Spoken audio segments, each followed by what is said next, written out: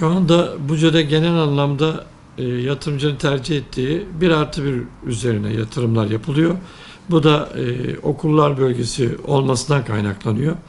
Genellikle 1+1 ama genel anlamda şu anda bu Türkiye ve Buca'da dahil olmak üzere emlak sektörü bayağı bir daralma içinde.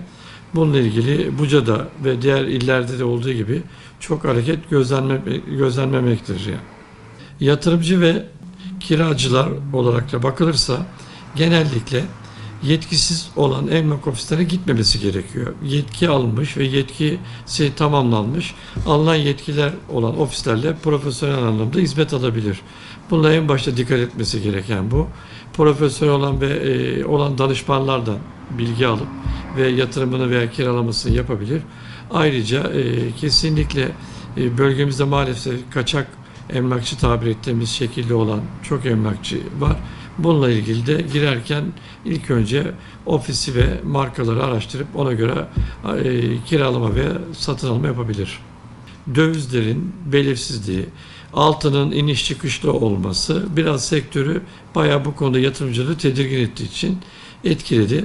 Şu anda sektörün sıkıntısı kredi aşamasının olmayışı, maliyetlerin yüksek oluşu, enflasyonun yüksek oluşu kaynaklı maalesef yatırımcıların şu an ev alma durumunda sıkıntısı var.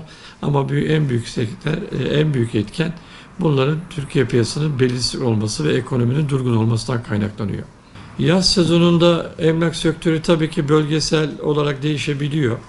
Coğrafi olaraktan yazlık bölge, kışlık bölge ve tarzı değişebilir. Türkiye genel anlamda söylüyorum. Bizim burada Buca'yı kastedersek, Buca'da tabii ki okul bölgesinin kiracılanma ve kiralanma sistemleri biraz değişik. Okulların kapanması, daha sonra açılması gibi zamanlarla ilgili o anlamda kiralamalar artışı göstermekte ve görülmektedir. Türkiye genelinde tüm Emlak Danışmanları Birliği birliğimiz var. Bu da piyasalarımızı ve emlak sektöründeki arkadaşlarımızı canlandırmak için ve eğitimler ve hukuki destekler vermek için bir Türkiye genelinde bir çalışması var. Bunun amacı üye olan arkadaşlarımıza daha yakın olabilmek, emlak sektöründeki mevzuatları ve gidişatlı bilgileri bir an önce verebilmektir.